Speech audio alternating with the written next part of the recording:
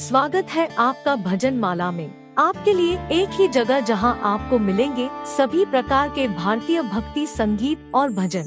तो अगर आप अपने आध्यात्मिक सफर को संगीत के माध्यम से ऊंचाइयों तक पहुंचाना चाहते हैं, तो हमारे चैनल को सब्सक्राइब करें और भजन माला समुदाय में शामिल हो जाएं। मूसलाधार बरसात शुरू हो गया। सब घबराए गए श्री कृष्ण के शरण में। नाथ, लगता है कि इंद्र कोपायमान हुए हैं। आप ही अब गोकुल की रक्षा करने में समर्थ हैं। तब कन्हैया ने कहा कि डरो मत, हमने भगवान गोवर्धन नाथ की पूजा की है, भगवान गोवर्धन नाथ हमारी रक्षा करेंगे। इत्युक्त्वैकेन हस्तेन कृत्वा गोवर्धनाचलम् दधार लीलया कृष्णः छत्राकम् इव बालकम्।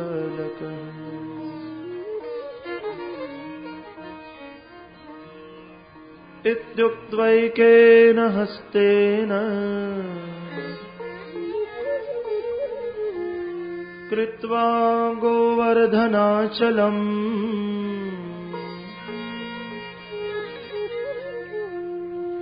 दधार लीलया कृष्णः छत्राकम् इव बालकः।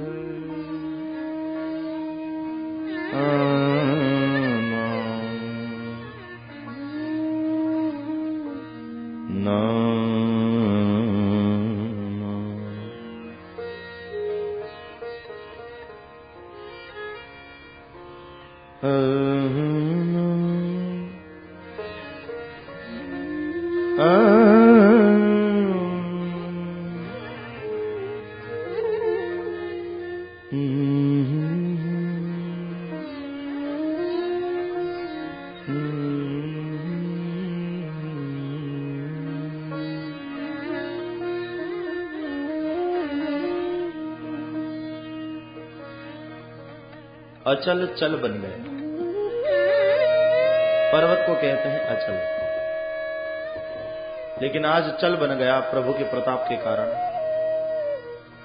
चल को अचल करने वाले और अचल को चल कर देने वाले हैं कृष्ण। कर्तुम अकर्तुम अन्यथा कर्तुम समर्थ परमेश्वर। एक हाथ से उठाया गोवर्धन को, बाएं हाथ की कनिष्ठिका पर धारण किया उसे।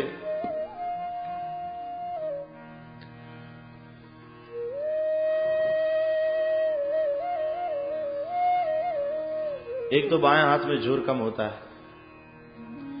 हम जब कुछ वजन उठाते हैं तो प्रायः दाहिने हाथ से उठाते हैं। कन्हैया ने बाएं हाथ से उठाया, उसमें भी कनिष्ठिका से उठाया। बेचारी सबसे निर्बल है, कोई काम में नहीं आती। लिखते समय कलम भी पकड़ नहीं सकती, अलग अलग रहती है। कलम पकड़ने का परिश्रम भी उससे नहीं होता। ऐसी दुर्बल जो है कनिष्ठिका, उस पर धारण किया। यह प्रभु का सामर्थ्य। सब ग्वाल सब गोपियां आए नीचे। गोपों ने लकड़ी का आधार दिया। बरसाता रहा बरसात इंद्र।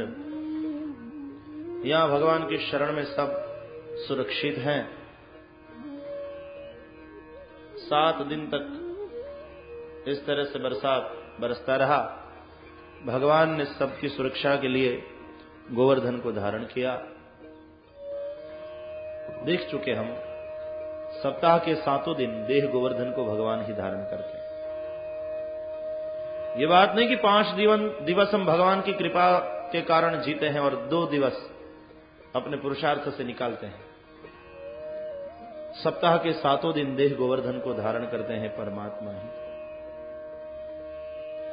ज्ञान भक्ति को बढ़ाने वाली ये लीला है।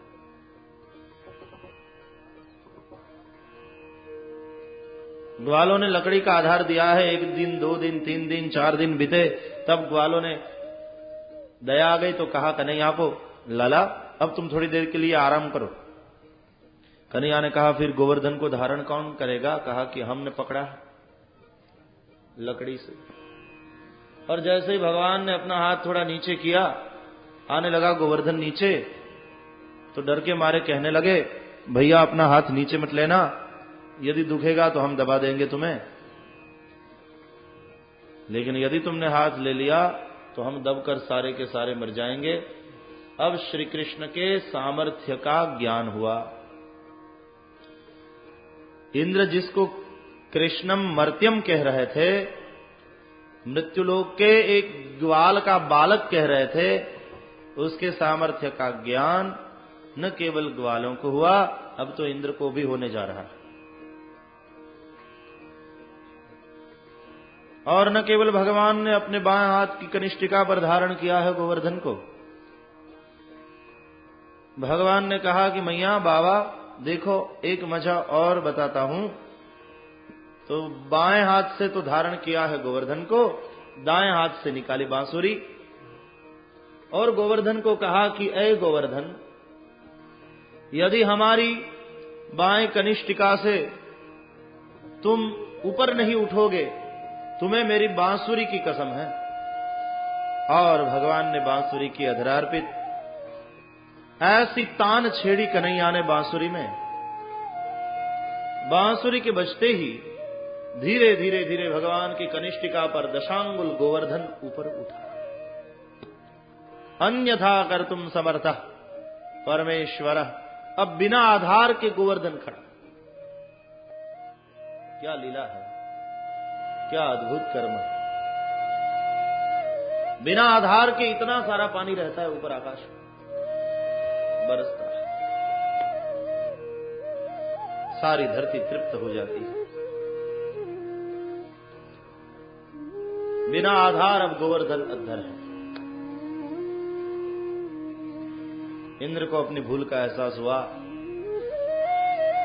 सामर्थक गणों को पुनः वापस बुला लिया, बरसात हुई बंद, आकाश हुआ स्वच्छ, नदी नाले का नीर शांत हुआ। भगवान ने गोवर्धन को उसकी जगह पर रख दिया, रक्षा की सबकी। पता चल गया गोपों को, तो चर्चा करने लगे कौन है ये कृष्ण। बाबा नंद और यशोदा मैया को पूछा कि सच सच बताना, किसका लड़का उठा लाए हो? मोल लिया है कि गोद लिया है? चोरी करके ले आए हो कि मांग करके लाए हो किसी का? बाबा ये तुम्हारा कन्हैया नहीं है, ये लड़का तुम्हारा नहीं हो सकता। देखो नंद बाबा, आप गोरे हैं, यशोदा मैया आप भी गोरी हैं, और तुम्हारा कन्हैया काला क्यों है? मां बाप पर क्यों नहीं गया?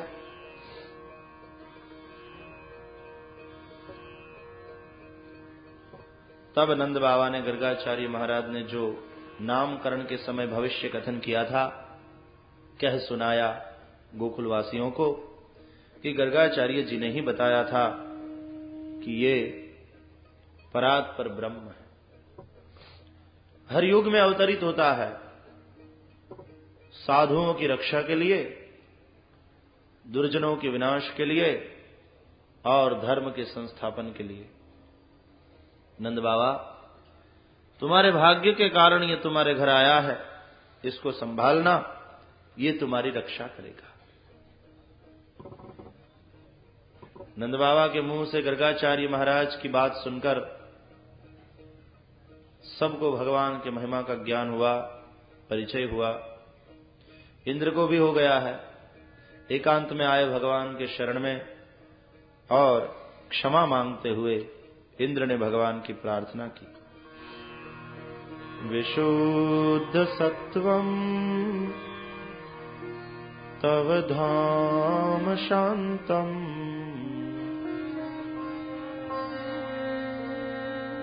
तपोमयं ध्वस्तरजस्तमस्कम्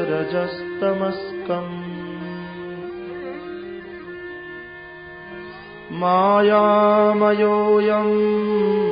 गुणसम्प्रवाहो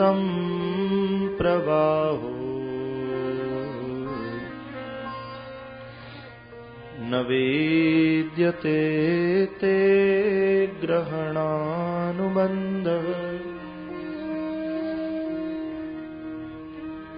भगवान की स्तुति करते हुए इंद्रराज ने क्षमा मांगी। कहा, भगवान ने, इंद्र, तुमको आए अभिमान को दूर करने के लिए हमने तुम्हारे यज्ञ का भंग करवाया। हमारी दी हुई संपत्ति से धनवान हो, हमारी दी हुई सत्ता से प्रतिष्ठावान हो और अभिमान करते हो। गम्यताम शक्रभद्रम्बो क्रियताम मेनु शासनम। जाओ इंद्र, तुम्हारा कल्याण हो, मेरी आज्ञा में रहकर शासन करो, अभिमान मत करो। कभी कभी किसी पर जब मैं उपकार करना चाहता हूं, कृपा करना चाहता हूं, तो उसको उसकी संपत्ति से भ्रष्ट करता हूं। तम भ्रंशयामि संपद्भ्यो यस्य चेच्छाम्यनुग्रहम्।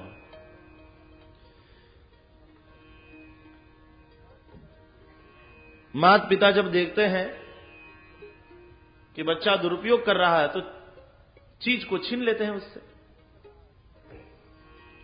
उस तरह से यदि कोई संपत्ति का अभिमान करे, कोई सत्ता का अभिमान करे, तो भगवान तो सदा अपने बालक का श्रेय ही चाहते हैं। इसलिए यदि वह दुरुपयोग कर रहा है, संपत्ति का अभिमान कर रहा है, सत्ता का अभिमान कर रहा है, तो भगवान उसको संपत्ति और सत्ता से रहित कर देंगे, भ्रष्ट कर देंगे। यह भी भगवान की कृपा ही है, कठोर कृपा है। जाओ मेरी आज्ञा में रहकर शासन करो। बार बार नतमस्तक होकर इंद्र गए। सुरभि आई, भगवान श्री कृष्ण को वंदन करते हुए कहा, आप नाथ को प्राप्त करके हम सनाथ हुए। भगवान पर उसने अभिषेक किया। ज्ञान मार्ग में साध्य सिद्ध हो जाने के बाद साधन छूट जाता है। भक्ति के मार्ग में सिद्धि प्राप्त हो गई, फिर भी साधन छूटता नहीं। जिस व्रत से, जप से, तप से हमको भगवान मिले, हम कैसे छोड़ दें। इसलिए गोप गोपियों ने अपना जो नित्य नियम था उसको छोड़ा नहीं। व्रत, जाप, तप, उपवास आदि चालू है। सूर्य नारायण की, ब्राह्मणों की, गायों की, अग्निदेव की, भगवान शिव की पूजा करती है। पंचदेव की पूजा होती है।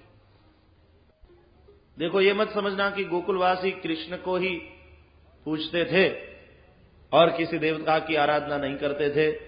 आजकल तो ऐसी संकीर्णता आ गई है हम वैष्णवों में कि दूसरे देवता का नाम भी नहीं लेना चाहिए, प्रसाद नहीं ग्रहण करना चाहिए। अनन्य भक्ति के नाम पर हम सब ऐसा आचरण करते हैं, देवों की अवहेलना करते हैं। ऐसा नहीं होना चाहिए।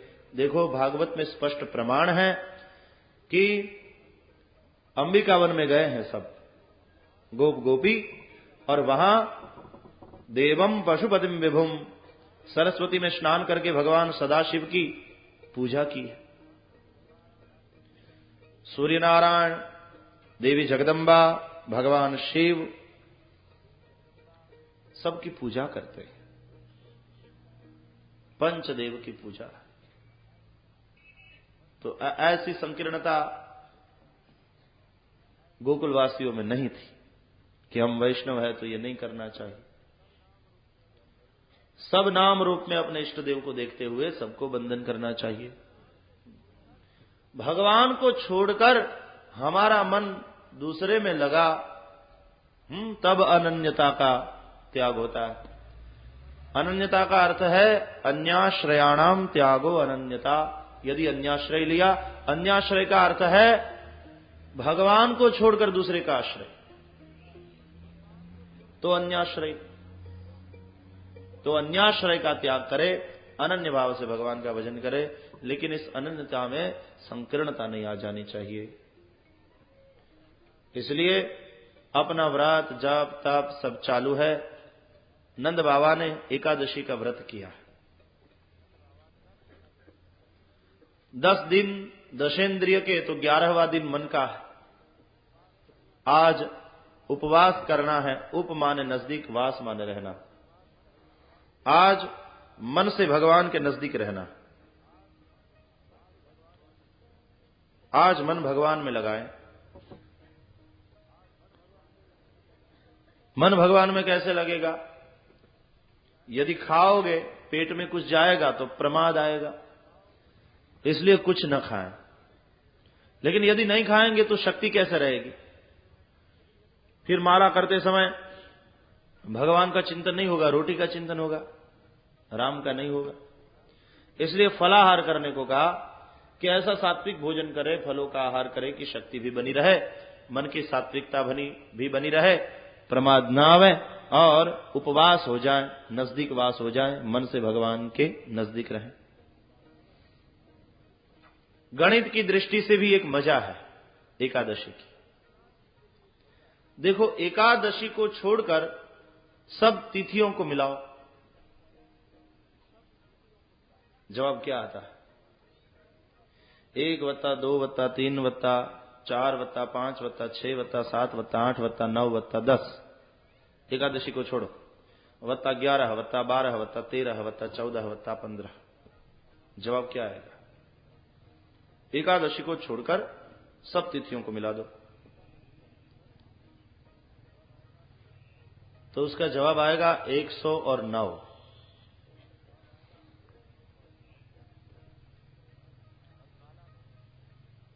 अब माला में कितने होते हैं? 108 होते हैं मण के, और जो मेर है वो 109 है। तो जैसे ही 109 मेर हाथ में आया तो आंख पर लगाई माला, मालों को रख दिया, मतलब ये हुआ अब एकादशी आई। तात्पर्य यह है, एकादशी के बाद से मिलाते जाओ, 109 होगा। 109 की माला पूरी होते ही माला को नीचे रख देना है। यह माला प्रवृत्ति का प्रतीक है। जब तक प्रवृत्ति करते हो अन्य दिनों में, तो कर्म के हर मणके के साथ भगवान का नाम लेते जाइए, काम भी करते जाइए, अपना भगवान का नाम भी लेते जाइए, नीति और निष्ठा से काम करिए, तो तुम्हारा कर्म भी पूजा बन जाएगा, यज्ञ बन जाएगा। स्वकर्मणा तमभ्यर्च सिद्धिम विन्दति मानव। Work is worship. तो हर मणके के साथ, कर्म के हर मणके के साथ भगवान का नाम लेते जाइए। लेकिन अब एकादशी आई, आज कर्म की माला को रख देना है, आज छुट्टी, आज काम नहीं करना है। ये जब अंग्रेज आए तब से संडे हॉलीडे माना जाने लगा। हमारे यहां तो एकादशी हॉलीडे थी। हॉलीडे का अर्थ केवल छुट्टी ही नहीं करना, होली माने पवित्र, पवित्र दिवस है ये। आज भगवान का भजन करना, आज छुट्टी। आज तक तो काम करते जा रहे थे और हर कर्म के मणके के साथ भगवान का नाम लेते जाते थे, लेकिन आज छुट्टी का दिन है, आज काम नहीं करना है। आज प्रवृत्ति की माला, उसको वंदन करके नीचे रख दो। कर्म भी उतना ही महत्व का है। देखो, माला को हम बड़ी पवित्र मानते हैं, कर्म भी बड़ा पवित्र है। हर कर्म के मणके को घुमाते जाइए, कर्म की माला फेरते जाइए और भगवान का नाम लेते जाइए। लेकिन आज एकादशी है, छुट्टी का दिन है, आज कर्म नहीं करेंगे, आज मन से भगवान के पास रहेंगे, उपवास करेंगे। ये उपसर्ग वाले जितने शब्द हैं बड़े महत्व के। उपवास, नजदीक रहना, उपनयन। ब्राह्मण के बच्चों के उपनयन संस्कार होते हैं। उपनयन, नजदीक ले जाया जाए। किसके? परम तत्व के। लेकिन किसके जरिए? गुरु के जरिए। इसलिए जैसे ही उपनयन संस्कार होता है, गुरु के पास जाना होता है, तपोवन में जाना होता है, परम तत्व को पास ले जाते हैं गुरु। उपनयन। उपनिषद, नजदीक बैठना। ऐसे सिद्ध महात्माओं के नजदीक बैठकर जो चर्चा हुई, जिज्ञासावश जो प्रश्न हुआ, ऐसे सिद्ध संतों ने जो जवाब दिया, उसका नाम उपनिषद। बड़े सुंदर शब्द है ये, उपनिषद, उपनयन, उपवास, उपासना। देखो नजदीक आसन लगाए, उपासना। उपासना का अर्थ क्या है? भगवान के नजदीक आसन लगावे, वहीं बैठे, भगवान को छोड़कर कहीं अन्यत्र जाए ही नहीं। उपासना, ये शब्द, सब शब्द समझने लायक है। शब्द ब्रह्म है, शब्द की महिमा को समझिए।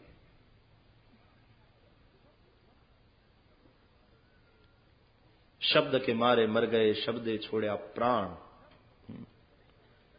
शब्द से जीवित रहता है कोई, शब्द से मरता है कोई।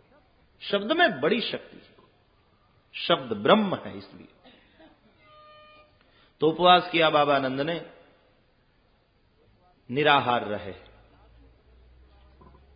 रात के समय में नंद बाबा जागे। अविघ्नाया सुरिम वेलाम प्रविष्टम उदकम निशि।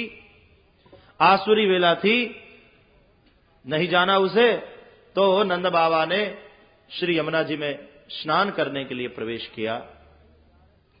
रात के 11:30 से लेकर 3:30 बजे तक का जो समय है, आसुरी वेला कहा जाता है। उस समय में कुछ खाना नहीं चाहिए और जलाशय में नहाना नहीं चाहिए। जल के देवता सोए हुए रहते हैं। देखो तीर्थों में जब उत्सव होते हैं महत्व के, उसको छोड़कर फिर तीर्थदेव सोए रहते हैं। तो रात को 11:30 से लेकर 3:30 बजे तक उसको जगाना नहीं चाहिए, अपराध। लेकिन यदि यमद्वितीया है, ऐसे कोई उत्सव है, तो तीर्थदेव भी जागते हैं। देखो हमारे यहां भी कोई बहुत बड़ा उत्सव है, विशिष्ट प्रसंग है, तो हम भी जागरण करते हैं। तो तब स्नान की अनुमति है। नंद बाबा ने प्रवेश किया तो वरुण के दूत उसका अपहरण करके ले गए। वरुण रस के देव है, रस का स्थान है रसना में।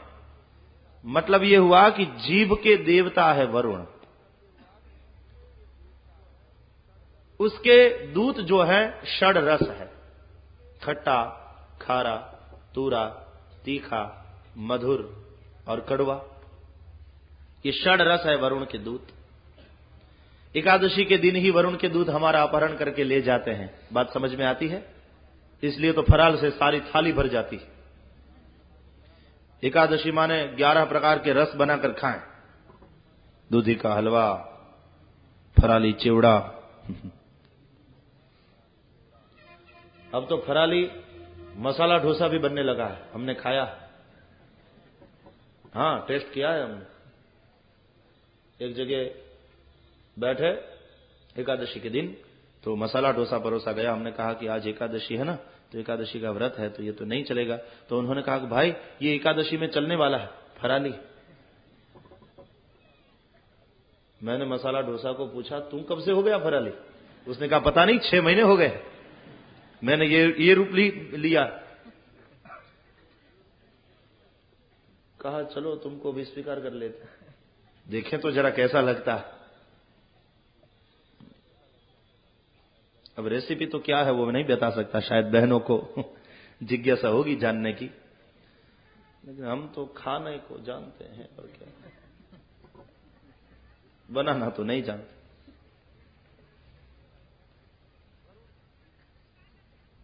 वरुण के दूत षडरस अपहरण करके ले जाते हैं। भगवान श्री कृष्ण गए वरुण लोक में। वरुण ने भगवान की क्षमा मांगते हुए भगवान को नंद बाबा लौटा दिए। वरुण पर विजय प्राप्त कर लिया। रास लीला की कथा से पहले पुनः वरुण लीला आई, वरुण विजय की कथा आई। ये जीभ को जीतने की कथा। जीभ की जिद को जो पूरी करे, उस जीभ की असदगति हो जाए, उसमें क्या आश्चर्य। जीभ को 2 प्रकार से जीतना है, स्वाद में और वाद में, दोनों प्रकार से। व्यर्थवाद में न फंसे, और जो रासलीला में प्रवेश करना चाहता है व्यर्थ स्वाद में भी न फंसे। जीभ में हड्डी नहीं, इसलिए लूली कहा है, महात्माओं ने उसे, लेकिन बहुत परेशान करती है, लंगड़ी बेचारी, लेकिन बहुत परेशान करती। जिते रसे जितम सर्वम, रस को जीते बगैर रसरूप भगवान का रसास्वादन असंभव है। जिसने रस को जीता उसने सब कुछ जीता।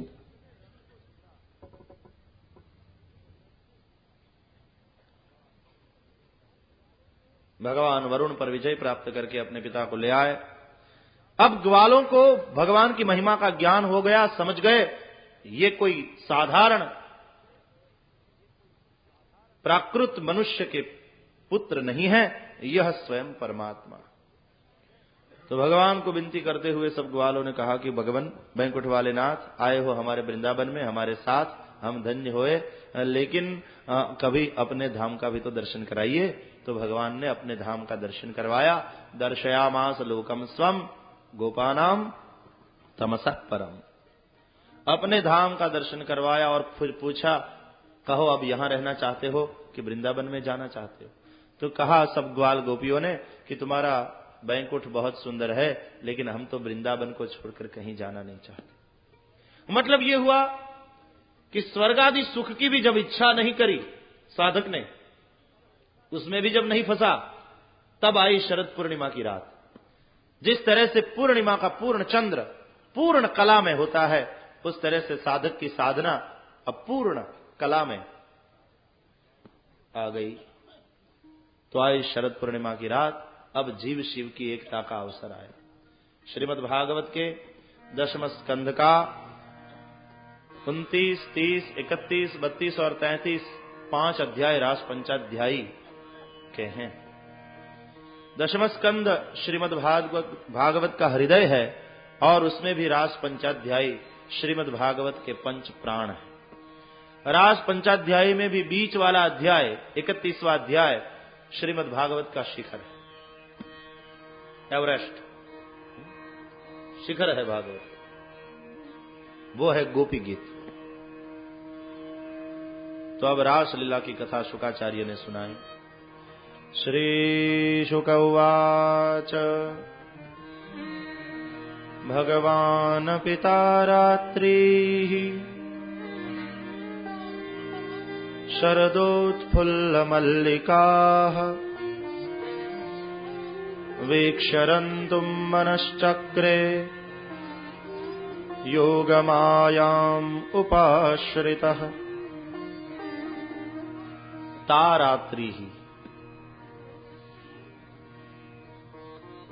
वे सब रात्रि आई। कौन सी? जिसके लिए वचनबद्ध थे श्री कृष्ण नंदव्रज कुमारिकाओं के साथ, ऋषि पत्नियों को वचन दिया था जिसका, वह रात्रि आई। रामावतार में ऋषियों को वचन दिया था। श्री राम जी के सौंदर्य को देखकर, श्री सीता जी के सौभाग्य को देखकर ऋषियों के मन में ऐसा विचार आया था कि सीता जी कितनी भाग्यवान है। यदि सीता जी की जगह हम होते तो हम भगवान की सेवा करते। भगवान ने कहा इस वक्त तो हम मर्यादा पुरुषोत्तम हैं, कृष्णावतार में तुम सब गोपी बनकर आना, तुम्हारी इच्छा पूरी होगी।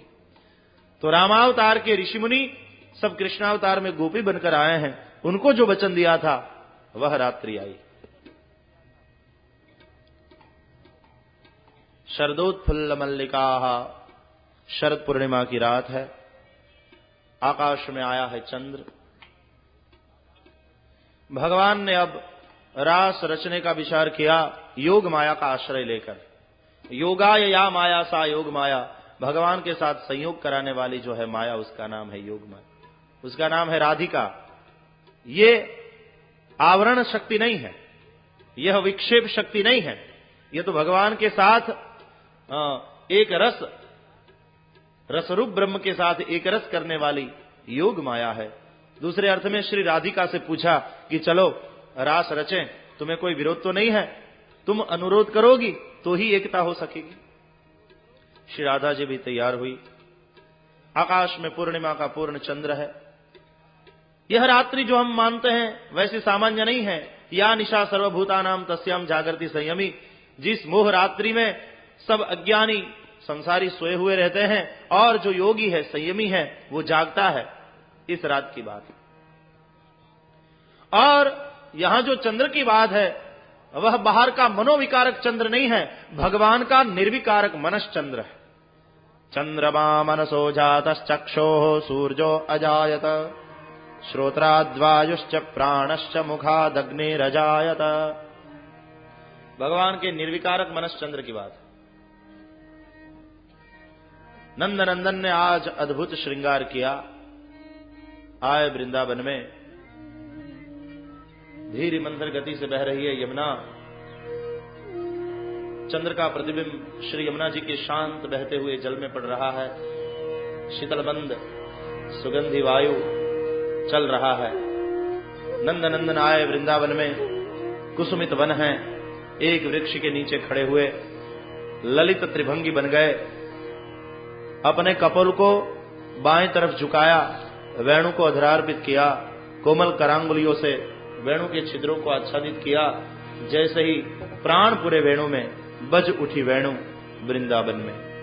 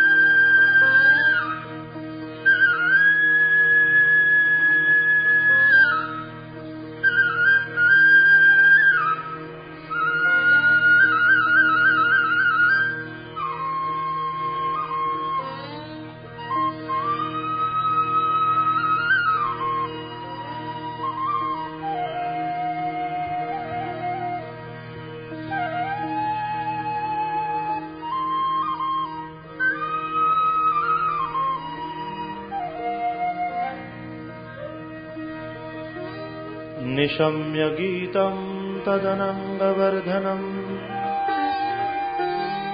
व्रजस्त्रियः कृष्ण गृहीतमानसाः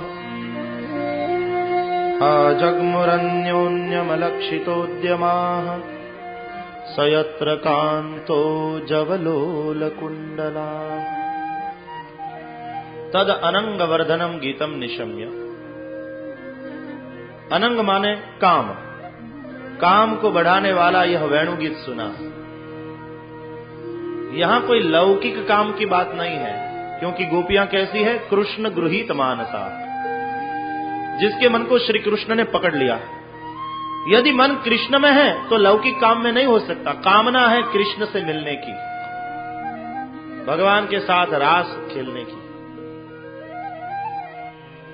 गोपियों ने सुना, नंदव्रज कुमारिकाओं ने सुना, ऋषि रूपा गोपियों ने सुना, श्रुति रूपा गोपियों ने सुना, देव रूपा गोपियों ने सुना।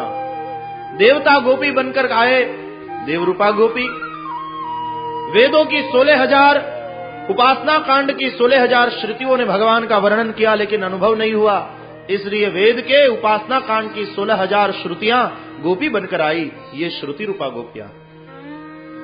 बड़े बड़े ऋषि मुनि वर्षों से साधना कर रहे थे, भगवान की झांकी नहीं हुई। वे सब ऋषि मुनि गोपी का रूप लेकर आए, ऋषि रूपा गोपी। साधन सिद्धा, ऐसे जीव जो शुरू में तो संसार में आसक्त थे, लेकिन फिर कोई साधन किया और आसक्ति की दिशा बदल गई, आसक्ति भगवान में हो गई। उसका नाम है साधन सिद्धा गोपी। तुलसीदास जैसे संत जो पहले पत्नी में आसक्त थे, पत्नी मायके चली गई तो पीछे पीछे गए, शव को लकड़ा समझ करके सरिता पार की, सर्प को दोरी समझ करके, रस्सी समझ करके ऊपर गए। तब पत्नी ने कहा, हाड़ मांस की देह यह तामे जैसी प्रीति, होती जो कहूं राम मैं तो मटी जात भव भीति। और आसक्ति की दिशा बदल गई। ऐसे साधु संत जो है वे हैं साधन सिद्धा गोपी। और स्वयं सिद्धा गोपी का अर्थ है जन्म के साथ ही जिसकी आसक्ति परमात्मा में है, जैसे मीराबाई, जैसे सनत कुमार, जैसे सुखदेव, ऐसे साधु संत स्वयं सिद्धा गोपी जैसे हैं। सबने कन्हैया की बांसुरी सुनी और संत सूरदास जी ने भी सुन ली। तो सूरदास जी ने गाया, बांसुरी बजाए आज रंग से मुरारी, बांसुरी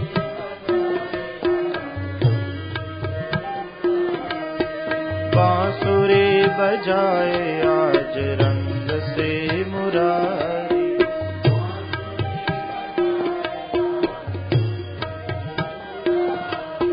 शिव समाधि भूल गए ऋषि मुनि की नारी। कैलाश पर शिव जी की समाधि छूटी। शिव समाधि भूल गए ऋषि मुनि की नारी।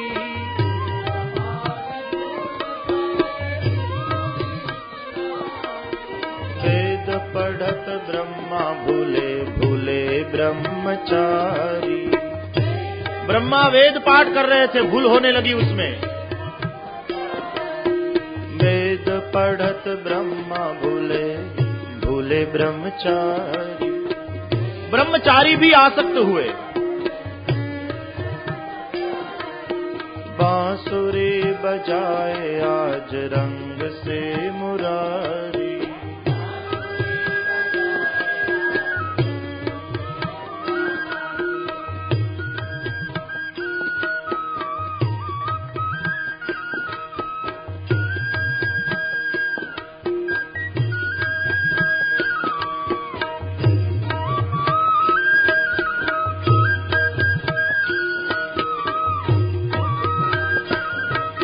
रंभा साम तान चुकी भूली नृत्यकारी।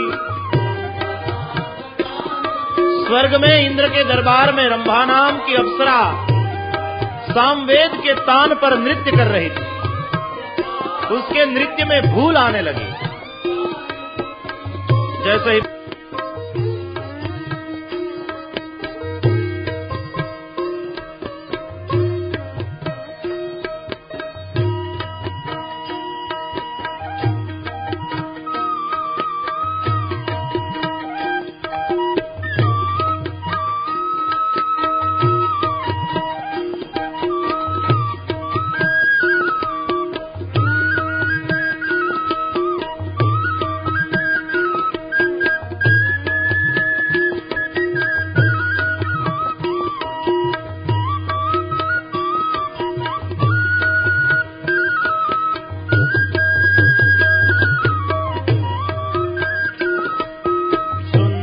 श्याम मोहनी मूरत नटवर वपुधारी।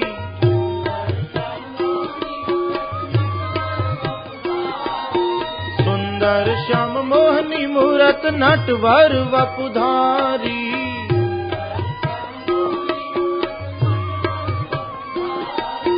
सुर को प्रभु मदन मोहन चरणन बलिहारी।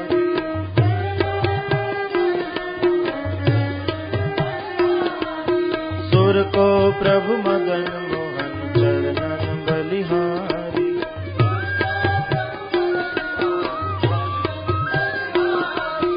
बांसुरी बजाए आज रंग से मुरारी।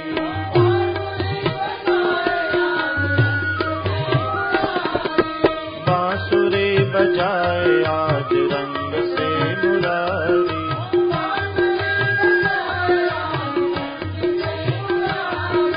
शिव समाधि भूल गए ऋषि मुनि की नारी।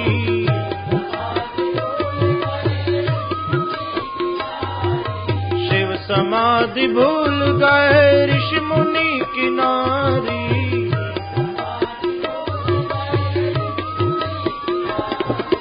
वेद पढ़त ब्रह्मा भूले भूले ब्रह्मचारी।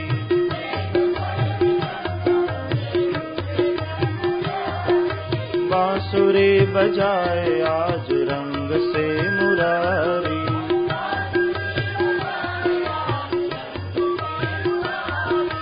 बांसुरी बजाए आज रंग से मुरारी।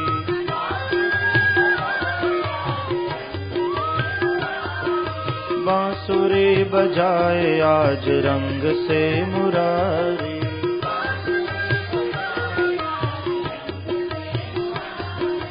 बांसुरी बजाए आज रंग से मुरारी।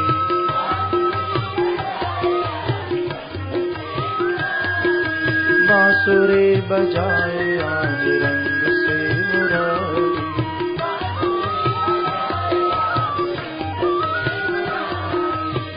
बांसुरी बजाए आज रंग से मुरारी।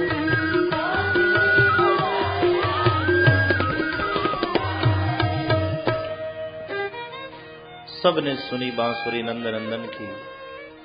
सारी गोपियां अपना काम छोड़कर दौड़ी वृंदावन में श्री कृष्ण से मिलने। कोई लीप रही थी गोमय से अपने घर को, छोड़कर दौड़ी। कोई कचरा निकाल रही थी, छोड़कर दौड़ी। यही बताता है कि ये कोई हम रात्रि मान रहे हैं, ऐसी रात्रि की कथा नहीं, क्योंकि रात्रि में कोई लीपता नहीं, कोई कचरा निकालता नहीं। ये तो मोह निशा में जहां सब जीव सोए हैं तो वहां योगी जागता है, उस रात्रि की बात।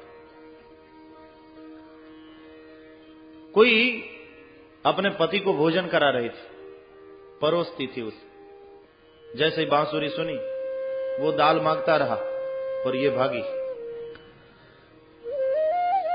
कोई अपने बच्चे को दूध पिला रही थी, उसे छोड़कर दौड़ी। कोई अपने सास ससुर जी की सेवा कर रही थी, उसको छोड़कर भागी। जो जैसी स्थिति में थी भागी, कृष्ण की बांसुरी सुनकर।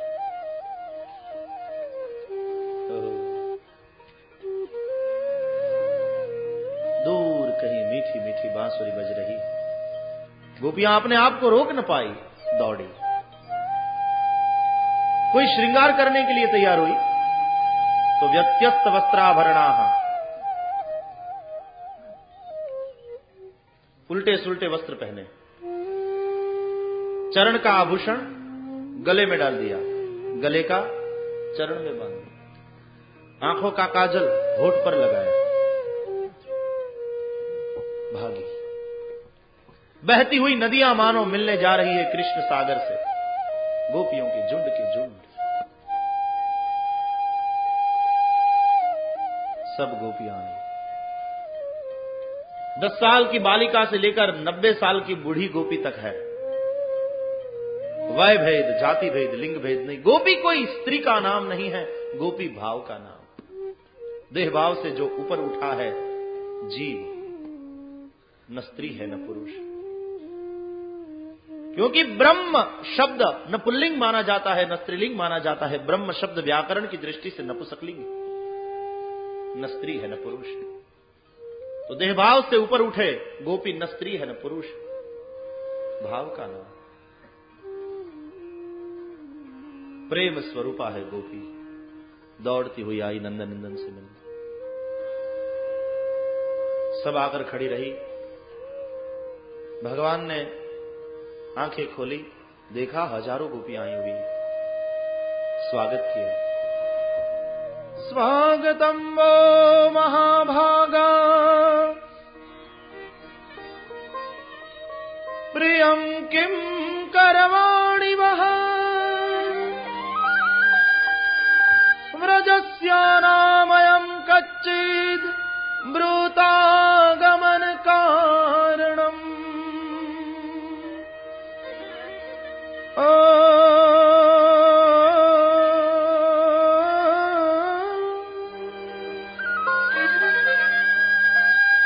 हे महाभाग्यशालियों, स्वागत है तुम्हारा वृंदावन में। ब्रज वनिताओं, रात का समय है और ये तो है जंगल, वन है। वन में इस समय स्त्री शोभा नहीं देती। तुम क्यों आई हो यहां?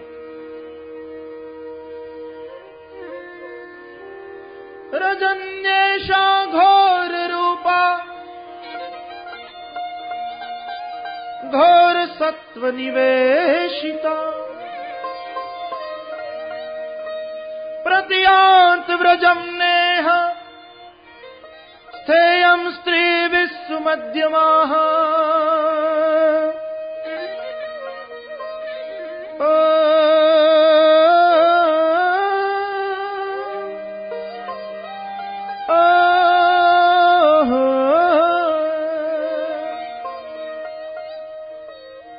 रजन्येषा घोर रूपा, घोर सत्व निषेविता, प्रतियात व्रजम नेह, स्थेयं स्त्रीभिः सुमध्यमाः। रजन्येषा घोर रूपा घोर सत्व निवेश्येविता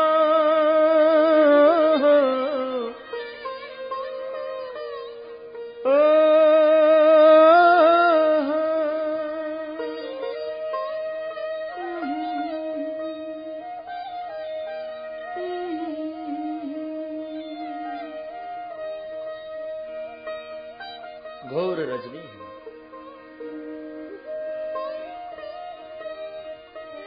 क्यों आई हो यहां? तुम अपने माता पिता को, अपने भाइयों को, अपने सास ससुर को, अपने बच्चों को, अपने पतियों को छोड़कर यहां आई हो, ये ठीक नहीं हुआ। पति ही शुश्रूषणं स्त्रीणां परो धर्मो ह्यमायया तद्बन्धुनां च कल्याण्यः प्रजानां चानुपोषणम् तद्बन्धुनां च कल्याण्यः प्रजानां चानुपोषणम्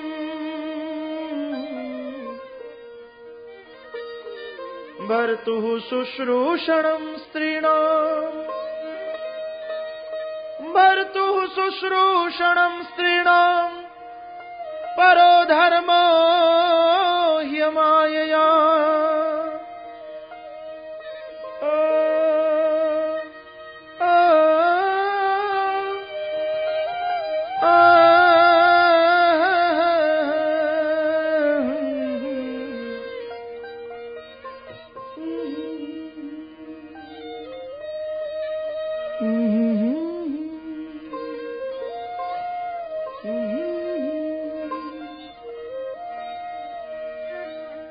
अपने पति की सेवा, यही स्त्री का परम धर्म है।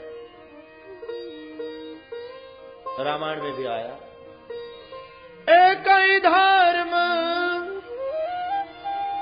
एक व्रत नेमा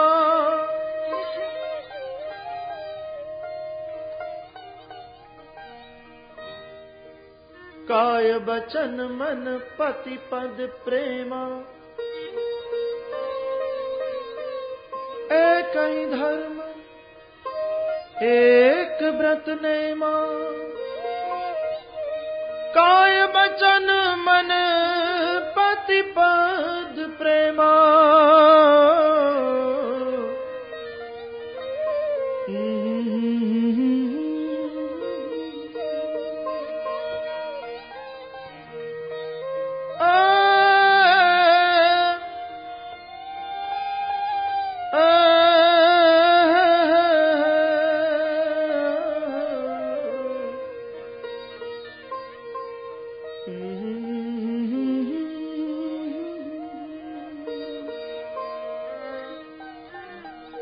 एक ही धर्म एक ही व्रत एक ही नियम एक ही धर्म, काया से वाणी से मन से अपने पति के चरण में प्रेम। क्यों आई हो यहां? धर्म। भगवान गोपियों को उसका धर्म बता रहे हैं। जैसे गीता में कहा, स्वधर्मे निधनम श्रेयः परधर्मो भयावह। लेकिन यहां गोपियों का तो कहना है, स्वधर्मे निधनम श्रेयः, इस बात को छोड़ो, हम तो इसमें मानती हैं सर्वधर्मान परित्यज्य मामेकम शरणम व्रज। हकीकत में जब कोई कुछ कहता है तब अंतिम बार उसने जो कहा है वही वाक्य अंतिम माना जाएगा, फाइनल माना जाएगा। तो तुमने गीता में स्वधर्मे निधनम श्रेयः, गीता में ये बात तो पहले आती है, लेकिन अंत में आती है सर्वधर्मान परित्यज्य। तो हमने तुम्हारी अंत वाली बात का स्वीकार किया। तुम हमको क्या धर्म की याद दिला रहे हो? कहते हो स्वधर्मे निधनम श्रेयः, स्वधर्म का पालन करते हुए मृत्यु हो जाए यही श्रेयस्कर है। लेकिन हम तो कहती हैं सर्वधर्मान परित्यज्य, हम तो सब धर्म को छोड़कर तुम्हारे ही शरण में आने। हमें क्या काम है धर्म का? आपसे प्रेम हो गया है, बस वही हमारा धर्म है, वही हमारा काम है, वही हमारा अर्थ है, वही हमारा मोक्ष है। चारों पुरुषार्थ इसी में आ जाते। कहा कन्हैया ने, दूर से श्रवण द्वारा, ध्यान द्वारा, चिंतन द्वारा मुझ में जैसी आसक्ति होती है ऐसे नजदीक में नहीं होती। तुम क्यों आई हो, चली जाओ। भगवान परीक्षा ले रहे हैं। गोपियां सब कुछ छोड़कर आई है, तो गोपियों का ये त्याग विवेक जन्य है कि आवेश जन्य? त्याग आवेश जन्य नहीं होना चाहिए, विवेक जन्य होना चाहिए। भगवान ने जब ऐसा विप्रिय कहा तो विप्रिय सुनकर गोपियां बड़ी दुखी हुई। इति विप्रियमाकर्ण्य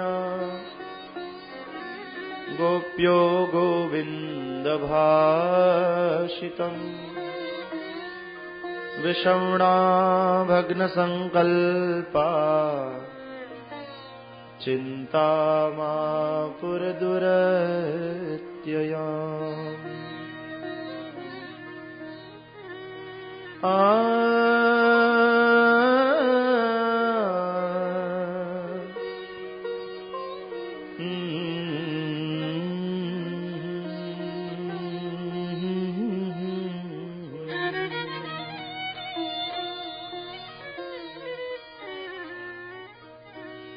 प्रिय के मुंह से जब विप्रिय सुनना पड़े तो ज्यादा दुखप्रद होता है। भग्न संकल्पा हुई और भग्न संकल्प का शब्द चित्र दिया शुकाचार्य ने। आंख से आंसू बहने लगे, गर्म सांस छोड़ने लगी।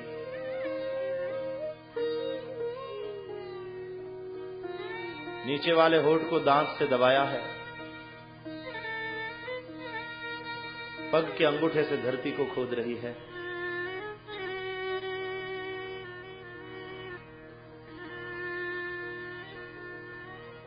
बड़ा आघात लगा। कृष्ण ने घात किया विप्रिय कहकर, और प्रत्याघात के रूप में ये दशा हुई गोपी की। कृत्वा मुखान्यवशुचः श्वसनेन शुष्याद् बिम्बाधराणि चरणेन भुवं लिखन्त्यः अस्रैरुपात्तमशिभिः कुचकुङ्कुमानि तस्थुरमृजुन्त्यवरुदुःखभरा स्म तूष्णीम्।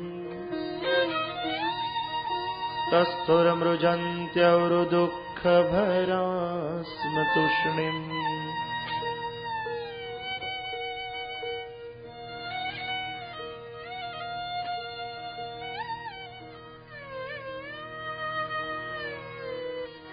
राग शिवरंजनी सुनिए।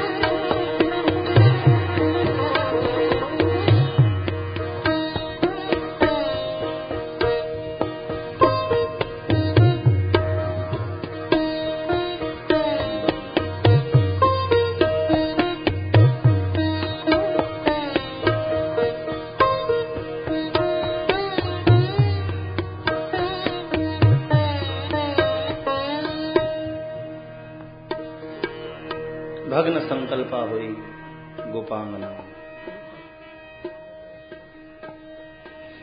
जब बोलने की शक्ति आई, नंद नंदन से रोते हुए कहा, मैवं विभोर्हति भवान् गदितुं नृशंसम् संत्यज्य सर्वविषयान् तव पादमूलम्। भक्ता भजस्व दुरवग्रहमात्यजास्मान्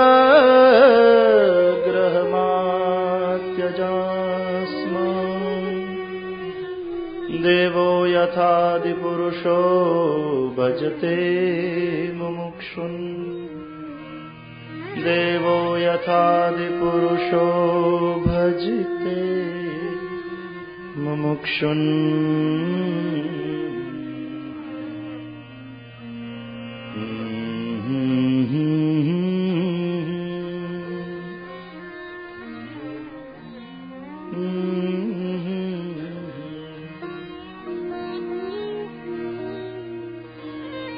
मां त्यजास्मान्, कृष्ण हमारा त्याग न करिए। हम सब कुछ छोड़कर आई हैं, क्या? संत्यज्य सर्व विषयान्, सब विषयों को छोड़कर आई। हम तुम्हारे तक आ पाई, यही प्रमाण है कि हम विषयों को छोड़ पाई। हमारे पुरुषार्थ से नहीं, आप ही की कृपा से। आप ही ने तो हमारे वासना के वस्त्र को हर लिया। बिना विषयों को तो छोड़े हे विष्णु, आप तक कोई पहुंच नहीं सकता।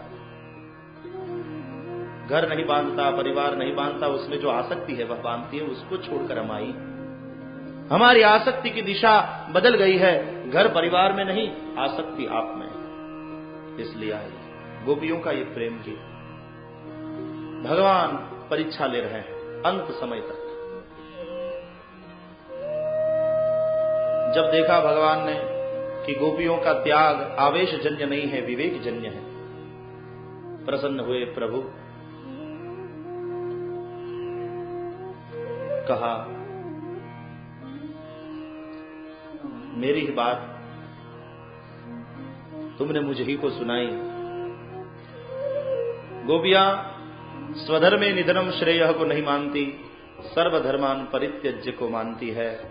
हमारे लिए पति तुम हो, हमारे लिए सखा तुम हो, हमारे लिए सब कुछ आप ही हो। कोई भी भाव लेकिन भगवान के लिए। फिर वात्सल्य भाव हो, भगवान को पुत्र माने, पिता माने, सखा माने, पति माने, जो भी माने, लेकिन भगवान को भाव कोई भी, लेकिन परमात्मा के लिए।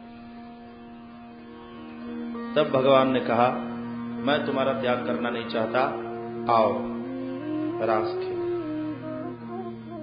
रास लीला शुरू हुई वृंदावन में। हजारों गोपियां हैं। 3 प्रकार के रास मंडल है।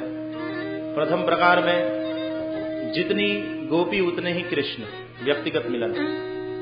दूसरे प्रकार में 2 गोपी के मध्य में कृष्ण, 2 गोपी के मध्य में कृष्ण, ऐसा संपुटीकरण है। और तीसरे मंडल में चारों तरफ गोपियां घूम रही है, बीच में राधा कृष्ण श्री युगल सरकार है। तो प्रथम प्रकार का रास मंडल शुरू हुआ, एक एक गोपी के साथ एक एक कृष्ण, व्यक्तिगत मिलन। जितनी गोपियां उतने ही कृष्ण। आइए हम भी रास लीला में प्रवेश करें। यदि आप भी प्रवेश करना चाहते हैं तो भाव से गाइएगा तालियां बजाते हुए, और नहीं तो देवताओं की तरह आकाश से पुष्प वृष्टि करते रहिएगा। मर्जी तुम्हारी, जो करना चाहो। ये हमारे यहाँ गुजराती जो भाई बहन है वो कई दिनों से मुझे कह रहे हैं कि एक तो गुजराती आने दो। तो यहाँ रास की ही बात आती है तो जरा 1-2 गुजराती रास हो जाए। लेकिन रास से तो आप सब परिचित हैं, सब तालियां बजाते हुए गाएंगे। बहुत पुराने रास, नरसिंह मेहता का, दयाराम भाई का, बहुत पुराने रास मिलते हैं। हरि वेण वाय छे रे हो वनमा,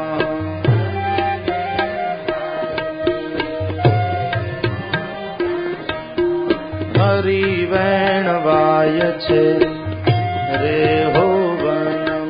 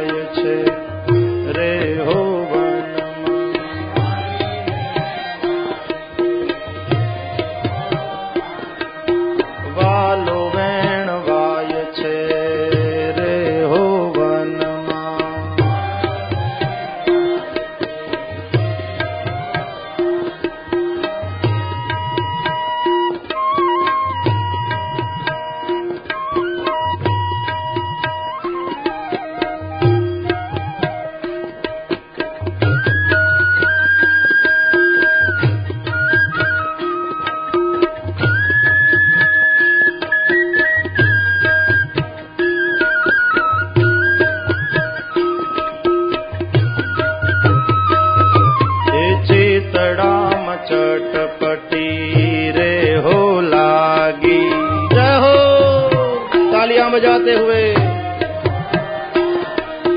चितड़ा मचट। मेरी माताएं बैठ जाएगी आप बहुत परेशान करती हो माताओं, बैठ जाओ अपने अपने स्थान पर सब। मेरी माताओं तुम्हें हाथ जोड़ता हूं, बैठ जाओ अपने स्थान पर। आप खड़े क्यों हो जाते, यही मुझे पता नहीं चलता, समझ में नहीं आती बात। बैठ जाए सब। आप मेरी आवाज सुन रहे हैं आप? लाउड स्पीकर से हमारी आवाज आप तक पहुंच रही है? बैठ जाइए अपने अपने स्थान पर। हम बहुत नाराज हैं आप लोगों पर, माताओं पर। बैठ जाओ।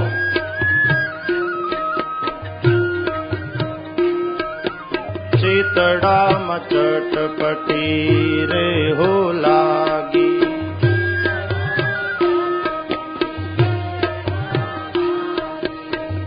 चितड़ा मचट पटी रे हो लागी।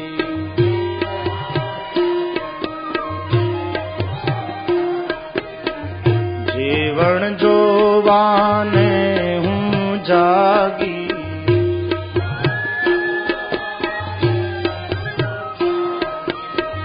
जीवन जोवाने हूँ जागी।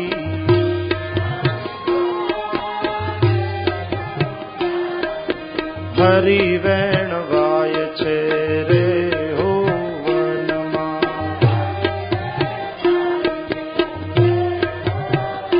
मारो वालो वेण वाय छे रे हो वनमा।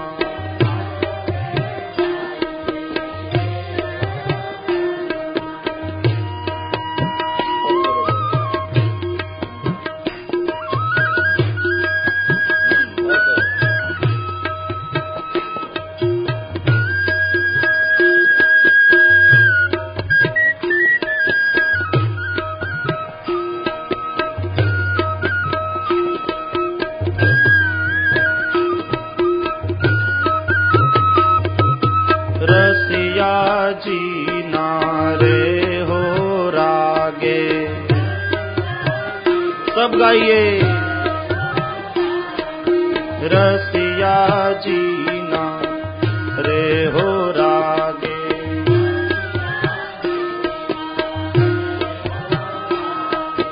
व्याकुल की धाछे वैरागे।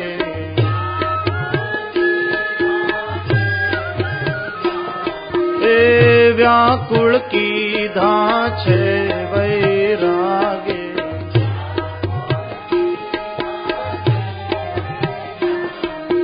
हरि वेण वाय छे रे हो वनमा।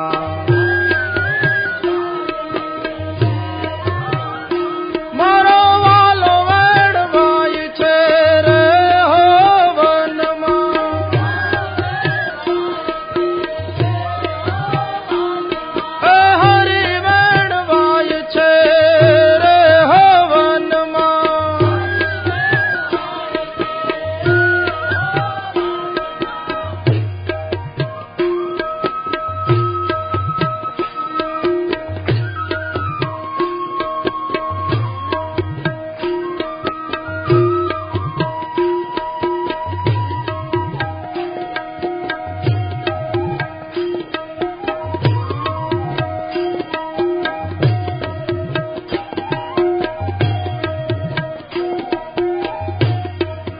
दास मिठाना रे हो स्वामी।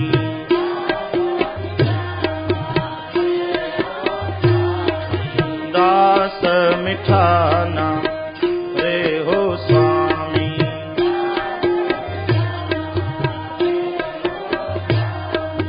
गोपियो आनंद सुखड़ा पामी।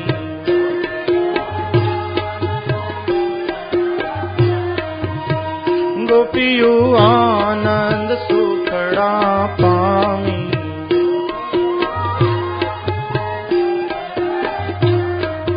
हरि वेण वाय छे रे हो वनमा।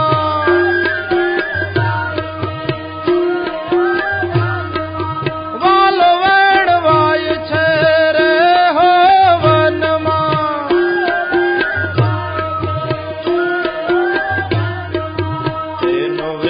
लागो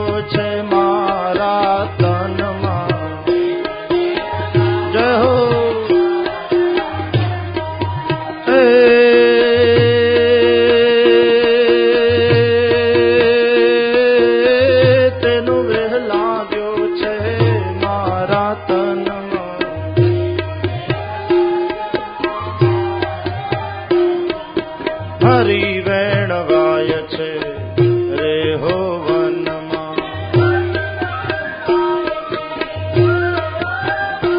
मारो वालो वेण गाय छे रे हो वनमा।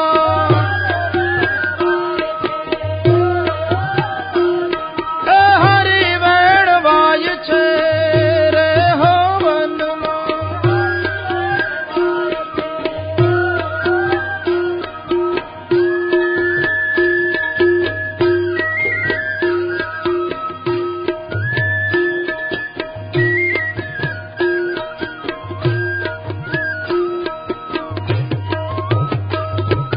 शरद पूनमनी रातड़ी ने काई चंद्र चढ़्यो आकाश रे आवेल आशा भर्या।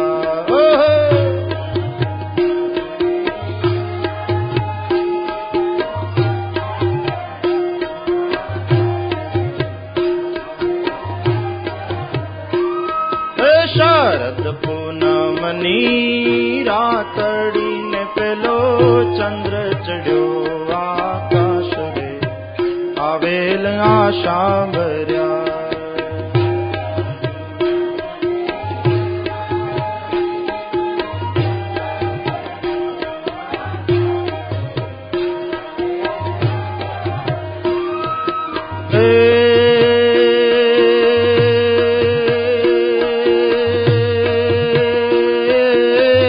आशा भर्या ने हमें, आशा भर्या ने हमें आविया ने मारे वाले रमाड्या रास रे आवेल आशा भर्या।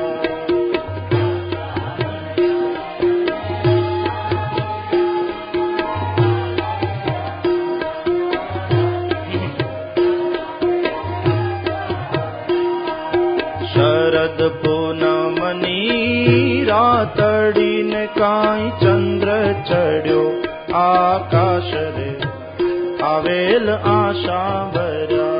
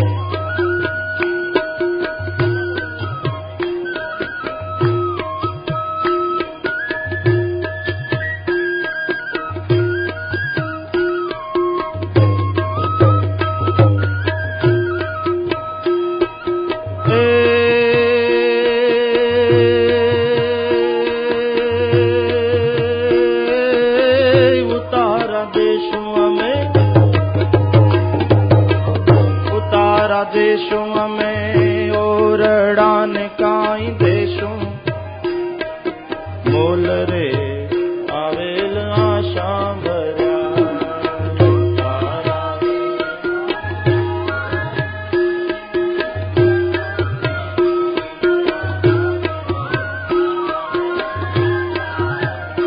तमने उतारा देशों में और